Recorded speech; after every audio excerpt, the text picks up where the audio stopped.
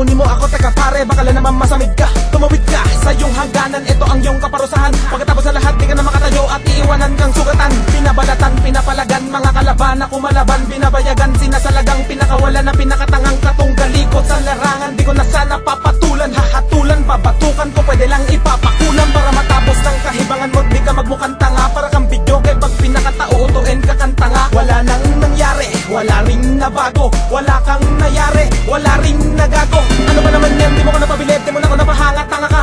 Akin na pinilas, akin na hinabas, para kami nalas talaga.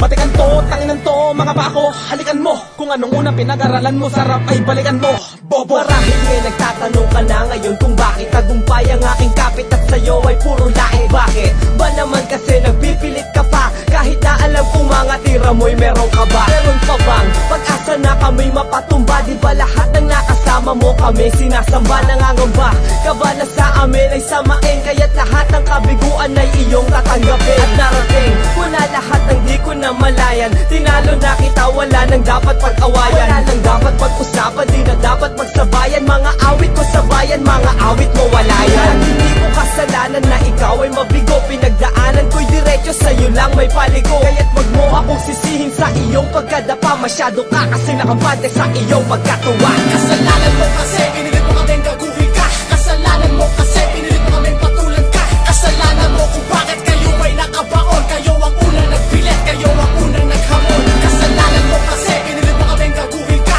Kasalanan mo kasi pinilit mo kaming patulan ka. Kasalanan mo kung bakit kayo ay nakabaon. Kayo ang unang nagpilit, kayo ang unang naghamon. Pinumuda ng mga makapangyarihang tila, ang mga salita na hindi mo lubos akalain, nagagambalain ang mga hadlang na impostor na manunula, pinipilit na arukin namin lakas. Hindi ka maaring bumilang sa naturing ang tagahatol sa mga ungas. Ito ang batas ng sindikato na mula noon hanggang sa ngayon. Ilang kalaban na napatumba na parang sanggol na nagsagalon, na hindi nagkamalay sa kaibahan ng mahusay at mga nagmamagaling. Sa 10 na kalaban, isa lang ang nabuhay na hanggang ngayon ay nagpapagaling. Sumulat ng mga salitang sumukat sa kakayahang gumulat. Kakaibang paghawi sa kalaban, tiyak ang sukat na hindi mo maaring hindi indahin ng mga sakit. Kahit na sabihin mo kaya pa rin, pero ang totoo sila ay galit. At bakit? Pinipilit na dapat ang kahit pangalan nila ay di nila alam.